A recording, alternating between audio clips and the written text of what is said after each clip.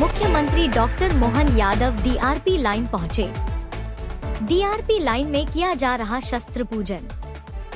मुख्यमंत्री के साथ सांसद शंकर लालवानी, विधायक गोलू शुक्ला, महापौर पुष्यमित्र भार्गव, विधायक मालिनी गौड़, मंत्री तुलसी सिलावट, विधायक मधु वर्मा, संभागीय कमिश्नर सुदामा खाड़े, police commissioner Santosh Singh, collector Shiv Verma सहित अन्य लोग मौजूद। पंडितों द्वारा विशेष मंत्रों उपचार के जरिए करवाया जा रहा शस्त्र पूजन। आगंतुक अतिथिगण, प्यारे भाइयों बहनों और प्रिय जवानों,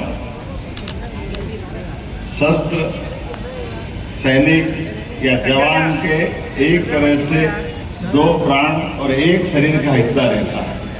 वो जवान क्या जिसके हाथ में शस्त्र नहीं हो, और वो देवता क्या जिसके हाथ में अस्त्र नहीं हो। अस्त्र और शस्त्र से प्राचीन काल से हमारी शक्ति के प्रति जो प्रतिबद्धता है, और शक्ति के बिना हमारे यहाँ तो ऐसा माना जाता है कि शिव भी अधूरे हैं। इसलिए शिव शक्ति ये एक ही रूप है।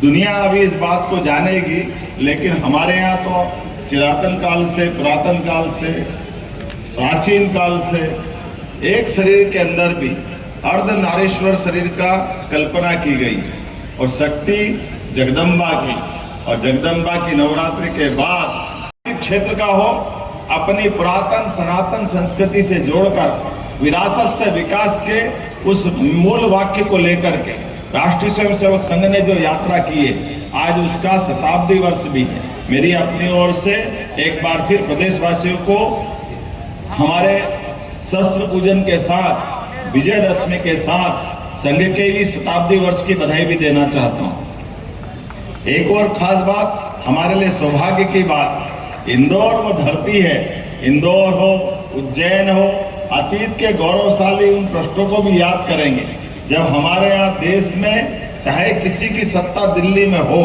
लेकिन ये हमारा पूरा महाराज शिवाजी के साथ महाराष्ट्र चला विचार, महाराणा प्रताप शिवाजी जिन्होंने उस गुलामी के काल में भी माँ भवानी के आशीर्वाद से देश की आजादी की ललक को बनाए रखा। वैसे तो विगत 1000 साल का इतिहास हमारा अपना अतीत का गौरवशाली रहा है। अलग अलग काल में, अलग अलग समय हमारे लोग इस देश के जड़ों से जुड़े हुए, उन मूल जीवन बिंदुओं को लेकर के सदैव संघर्षशील रहे हैं। मैं आज के इस अवसर पर जब हमारी ये पहली बटालियन, नंबर 1 बटालियन के ही कार्यक्रम, और नंबर 1 बटालियन के कार्यक्रम में हमारे अपने इंदौर से, माँ अहिल्या की नगरी से, प्रदेश भर में हमारे हर स्थान पर हमारी सरकार बनी, तब से हमने शस्त्र पूजन की परंपरा भी प्रारंभ की। क्योंकि ये बात सही है कि दशहरे के दिन रावण जलाने का जो मजा आता है, रावण का अपना एक अलग कार्यक्रम है, उसका अपना महत्व है, लेकिन रावण जलाने के साथ साथ मूल कार्यक्रम शस्त्र पूजन का होना चाहिए। क्योंकि भगवान राम की विजय में भी सबसे बड़ी अगर उनकी ताकत रही तो उनके अस्त्र शस्त्र रहे हैं। तो हम तो अपने अतीत के उस गौरवशाली पृष्ठ को जीवंत करते हुए हमारी सरकार ने हर एक त्योहार, जिस त्योहार से हमको परंपरा से भी सीखने को मिलता है और भविष्य के पाठ सीखने का मौका भी मिलता है, इसलिए शस्त्र पूजन के पूरे प्रदेश में कार्यक्रम चल रहे हैं। मैं अगर इंदौर आया हूँ तो हमारे कई मंत्रियों ने अलग अलग जगह पर, मंत्री, सांसद, विधायक, हर स्थान पर शस्त्रागार में हमारे अपने इस पूजा के माध्यम से माँ अम्बे से कामना करते हुए कि शस्त्र भी हाथ में रहे और अनुशासन के दायरे में रह करके हम देश के दुश्मनों से, प्रदेश की दुष्ट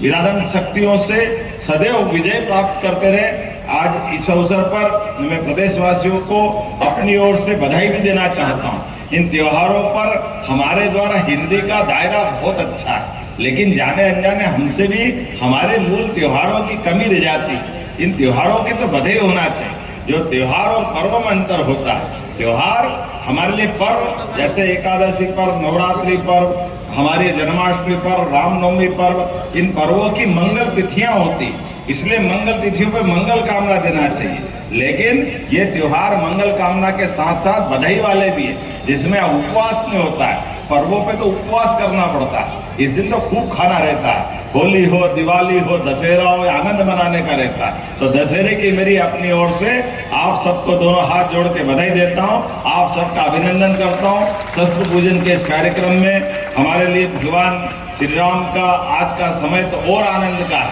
जब अयोध्या में 550 साल के संघर्ष के बाद भगवान राम मुस्कुरा रहे हैं, तो उम्मीद कर रहे हैं कि भगवान राम ने देश में राम राज्य आया और ऑपरेशन सिंदूर के माध्यम से हमारे सशस्त्र बलों ने, सेना ने, यशस्वी प्रधानमंत्री के नेतृत्व में जिस प्रकार से देश और दुनिया के सामने भारत की ताकत का प्रकटीकरण करा, जोरदार अभिनंदन करें यशस्वी प्रधानमंत्री के लिए और हमारी सेना और सशस्त्र बलों के लिए, जिन्होंने बहुत कम समय में हमारे एक ऐसे पड़ोसी देश जो जब देखो तब मानता नहीं, लेकिन हमारी सेना हमारे देश की आम जनता के साथ सदैव खड़ी है। उनके सुख दुख में, उनकी कठिनाई में, ऐसे समय में उनके किसी भी आक्रमण का जवाब देने में हमारी सेना सक्षम है। तो असत्य पर सत्य की विजय के इस महापर्व की मेरी अपनी ओर से बधाई।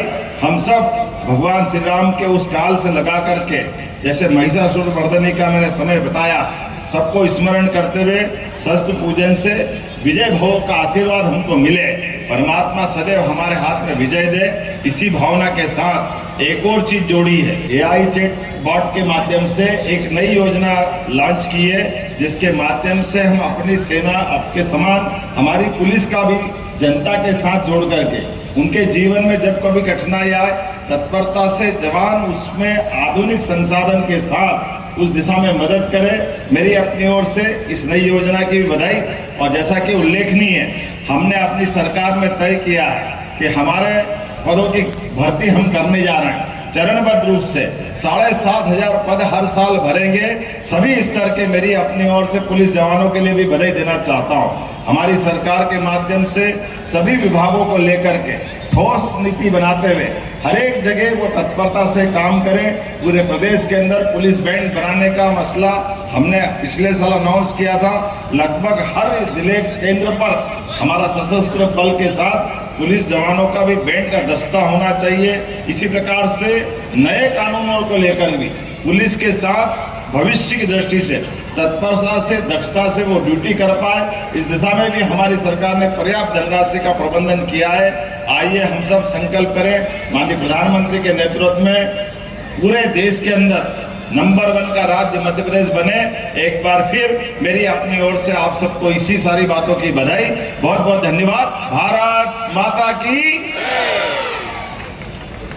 बटालियन में आया था और जिस प्रकार से शस्त्र पूजन की हमारी जो परंपरा है, ये हमारी आदिकाल की परंपरा है। हमारे सारे देवी देवता भी बगैर अस्त्र के अधूरे से लगते हैं। ऐसे में मैं आज शस्त्र पूजन के भरोसे से भारत की जो शक्ति दुनिया के सामने बड़ी है, शक्ति भी चाहिए, शासन भी चाहिए और अनुशासन भी चाहिए।